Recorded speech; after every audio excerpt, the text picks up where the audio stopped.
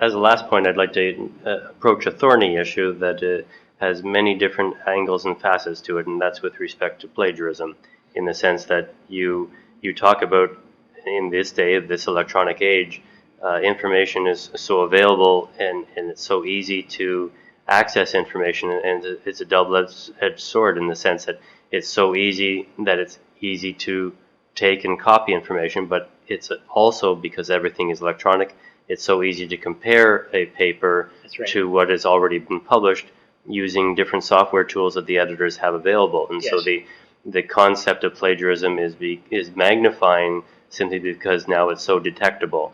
And I'm just wondering if you have any thoughts that you'd like to bring forward about what is really taboo, what are things that should not be done, because there are things that these software programs can pick up. They can pick up reference citations as plagiarism just because that reference has been cited in so many papers. It technically flags a plagiarism, but it is not. And so what are the types of plagiarism that are the no-nos in a paper that are, by the editor's eyes, simply unacceptable?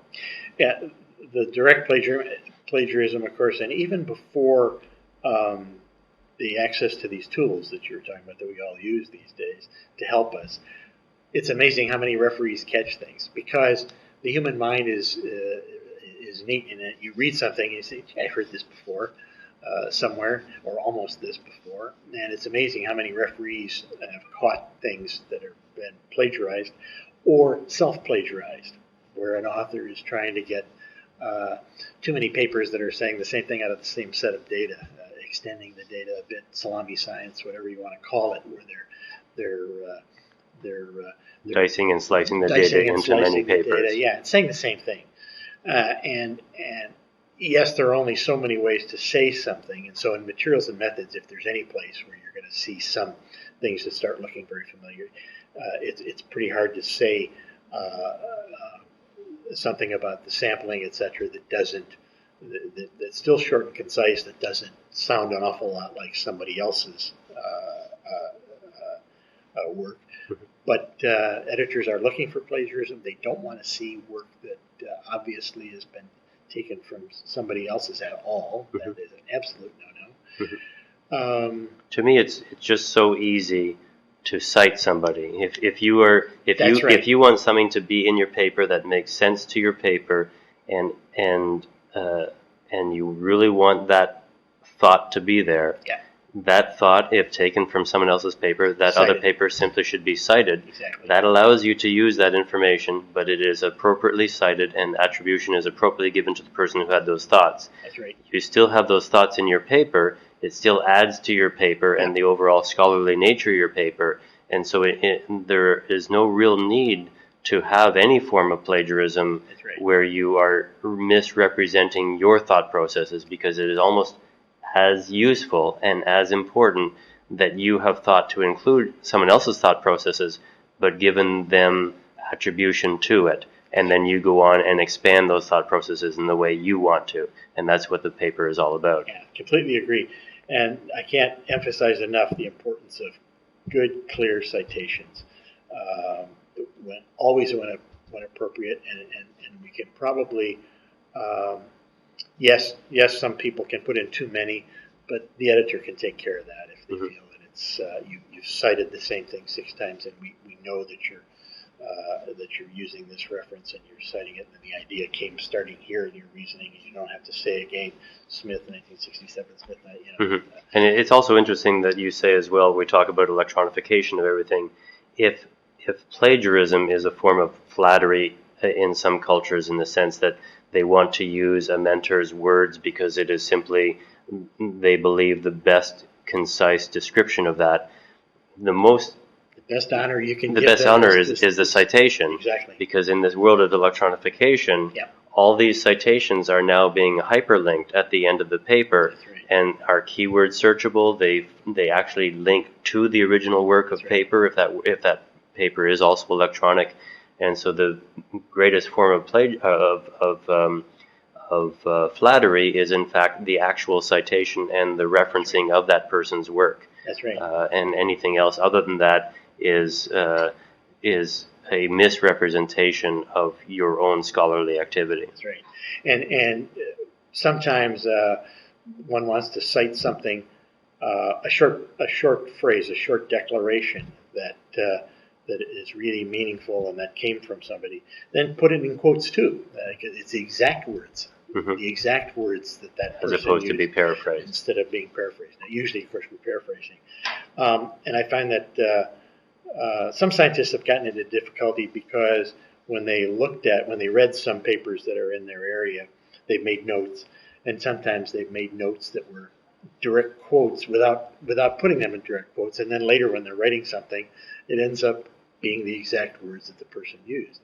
Well, it usually doesn't happen, but it can, and one should be extremely careful of that and use citations, but also look for and make sure that if you're going to use direct quotes, exact phrasing, exact sentences, then make sure you put them directly. And in many cultures where English is a second language and the author is challenged in English, it is a natural tendency to take stuff that has been written on in other papers verbatim, simply because the personal effort required to translate their own thoughts in that way is prohibitive. That's right. So in these regards, that is one of the reasons why we see a lot more plagiarism out of Asia and other non-English language speaking countries.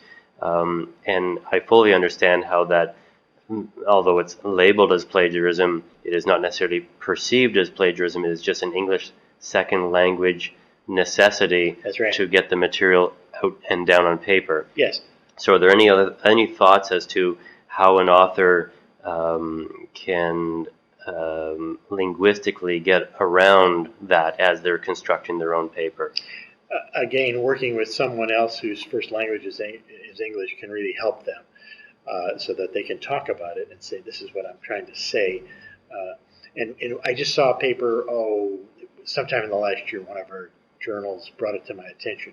And again, it was a young author from Asia, and I could see exactly what he had done. He didn't intend to plagiarize. He was trying to tell what these people did, what he did. And of course, the best wording that he could come up with was not in, he could do it in whatever his home language was, but he couldn't do it in English so clearly, so he had copied some things down. And the editor was trying to, or the referee was trying to point out, well, this sentence is exactly word for word, then there's another sentence that isn't, and then there's one that is. And I said, well, you see what he's doing? He couldn't write in English well, and so he fell into the trap of, this English-speaking writer writes it so well, I can't say it any better at all, but you can, and that's where you just got to talk to somebody, talk to a writing assistant, talk to an editor that can help you, an author's editor, help you rephrase it, help you say what you're trying to say without. And quite honestly, from the editorial side of things, like what we do here at Editage, if the author is actually upfront with our editorial service, that I tried my best, but I know these things need to be reworked and reworded. That is the role of the editorial service. It is the role of the author's editor to help the author clean those aspects of the manuscript in order to support the author, to give them the best chance of getting into peer review and having the papers accepted. So if the author actually acknowledges up front to whoever they're working with that I really need English language help in these regards because this stuff has the potential to be labeled as plagiarized because I needed to use them because I couldn't write it otherwise. Please help me in modifying these areas of the paper so that they are in my own words. Exactly. I couldn't have said it better myself. That's where often the help is most needed. You get the two extremes of a writer whose first language is not English. They either really work hard to write it on their own and not copy phrases and things that and therefore they have trouble with the editor or reader understanding it directly, or they copy it directly and then it's plagiarism, no matter how you look at it. So we have to just admit when we're in those areas that we can't do it all ourselves. We need some help. This is what we're trying to say. This is where we took some things from for ideas. this is what we're trying to bring across to a reader. How can you help me say that without okay. And it's been a pleasure talking with you today. I'd just like to ask one more question regarding plagiarism. From the journal's perspective, what are the ramifications for the author if in fact a journal identifies that this paper has a significant amount of plagiarism in it? Other than the outright rejection and return of the paper, what is the long-term ramification potentially of that author trying to resubmit to that journal again? What type of stigma resides in the journal, and how is that stigma actually transferable from journal to journal and within the editorial community? Yeah. Several possible ramifications depending on the particular journal, depending on the severity. In many cases, in most cases these days, the journal would notify the senior officer at the institution where the author was from about the issue, why we thought it was so significant and so severe, so that they could pursue other measures if they felt like it. They likely would be blacklisted from the journal sometimes for a while. Sometimes the author would tell them, we don't want to see your submissions for the next some period of time. Others will simply say, we don't want to see anything from you again. So that's very severe. And while editors don't advertise these kinds of things, they can't help but talk with each other, and another editor calls up and say, I've got a manuscript from so-and-so. There's something funny about it. And this editor says, well, yes, we had a manuscript from them, and we rejected it, and it was plagiarized, etc. So word gets around no matter how confidential we try to keep things, and authors should be aware that they're just hurting themselves. Mm-hmm. So the obvious answer is to take the high road is always the best course. That's right. And to protect yourself, protect your career by taking the time, using editorial services, using colleagues to help you with English language services. Yeah. Disclosure to the editor. Disclosure to the editor about all aspects of the paper. That's right. To be clean about what you are doing and why you are doing it. Exactly. And how you did it. Is the high road is always the best, because the ramifications, especially in these days of electronification, these mistakes do not go away. That's right. They certainly don't. In closure, is there any other types of things that you'd like to bring up that you might like to have as a message to your readership? Editors are always looking for some neat, good science, some good stories, some interesting results, some interesting new things.